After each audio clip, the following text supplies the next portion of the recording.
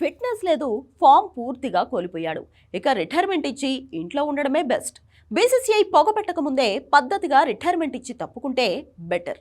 ఆస్ట్రేలియాతో one day సిరీస్కు ముందు రోహిత్ శర్మపై వినిపించిన మాటలేవి. కానీ సీన్ కట్ చేస్తే ఫ్యాట్ నుంచి ఫిట్ అయ్యి సూపర్ హిట్ అయ్యాడు. అసలు రోహిత్ శర్మ కెరియర్ను పరిశీలిస్తే 30 ఏళ్ల తర్వాత క్రికెట్ కెరియర్ పీక్స్కి వెళ్ళాడు. రోహిత్ శర్మ తన కెరియర్ ఆరంభంలో మిడిల్ ఆర్డర్లో బ్యాటింగ్తో పాటు పార్ట్ టైం బౌలర్గా రాణించాడు. ఒకానొక దశలో జట్టులో చోటు కూడా కోల్పోయాడు. కానీ రోహిత్ ఇచ్చిన కంబ్యాక్ మామూలుగా లేదు. ఓపెనర్గా ఎంట్రీ ఇచ్చి ప్రపంచ క్రికెట్లో హిట్ మ్యాన్ సృష్టించిన సునామీకి పాత రికార్డులన్నీ కొట్టుకుపోయాయి. ఆ తర్వాత నుంచి గంభీర్ హెడ్ కోచ్గా వచ్చే ముందు వరకు మళ్ళీ ఎప్పుడూ వెనక్కి తిరిగి చూసుకోలేదు. రోహిత్ శర్మ 30 ఏళ్ల వయసులోపు 153 ఇంటర్నేషనల్ వన్డే మ్యాచ్లు ఆడాడు. ఇందులో 10 సెంచరీలతో పాటు 29 హాఫ్ సెంచరీలు నమోదు చేశాడు. అయితే రోహిత్ 30 ఏళ్ల తర్వాత క్రికెట్లో మళ్లీ పుట్టినట్టయింది. 30 ఏళ్ల తర్వాత ఇప్పటి వరకు 123 ఇన్నింగ్స్లు ఆడితే ఏకంగా 23 సెంచరీలతో పాటు 30 హాఫ్ సెంచరీలు నమోదు చేశాడు. ప్రస్తుత వన్డే క్రికెట్లో రోహిత్ శర్మ ఫామ్ను అందుకునే ఆటగాడు మరొకరు లేడంటే అతిశయోక్తి కాదు. హిట్ మ్యాన్ ఇప్పటి వరకు వన్డేల్లో 276 మ్యాచ్లు ఆడగా 268 ఇన్నింగ్స్లలో బ్యాటింగ్ చేశాడు. 92.67 స్ట్రైక్ రేట్, 49.22 యావరేజ్తో 11,370 పరుగులు నమోదు చేశాడు. వన్డేలో టీమిండియా తరఫున అత్యధిక పరుగులు చేసిన ఆటగాళ్ల జాబితాలో సచిన్, కోహ్లీ తర్వాత రోహిత్ ఉన్నాడు.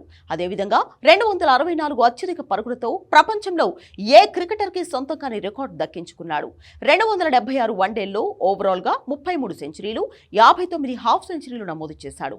ఐసీసీ టీ20 వరల్డ్ కప్ 2024లో టీమిండియాను ఛాంపియన్గా నిలిపిన తర్వాత పొట్టి ఫార్మాట్కు వీడ్కోలు పలికిన రోహిత్ శర్మ తన సారథ్యంలో భారత్కు ఛాంపియన్స్ ట్రోఫీ 2025ను కూడా అందించాడు. ఆ తర్వాత చోటు చేసుకున్న పరిణామాల నేపథ్యంలో టెస్ట్ క్రికెట్కు గుడ్ బై పలికాడు.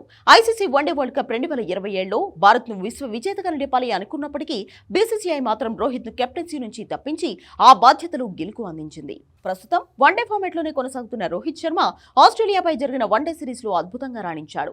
3 వన్డేల సిరీస్లో మొదట మ్యాచ్లో కేవలం 8 పరుగులకి అవుట్ అయిన హిట్ మ్యాన్ రెండో వన్డేలో 73 పరుగులతో కంబ్యాక్ ఇచ్చాడు. ఇక సిడ్నీ వేదికగా జరిగిన ఆఖరి వన్డేలో 121 పరుగులతో నాట్అవుట్గా నిలిచి తానేంటో మరోసారి ప్రపంచ క్రికెట్కు చూపించాడు. సిడ్నీ మ్యాచ్లో అద్భుతంగా రాణించడంతో మ్యాన్ ఆఫ్ ది మ్యాచ్ అవార్డుతో పాటు player of the series award కూడా దక్కింది.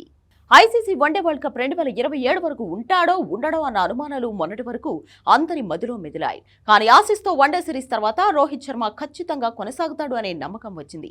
రానున్న వన్డే సిరీస్లలో కూడా రోహిత్ ఇలానే రాణించి భారత్కు మరో ఐసీసీ టైటిల్ అందించాలని టీమిండియా ఫ్యాన్స్ కోరుకుంటున్నారు.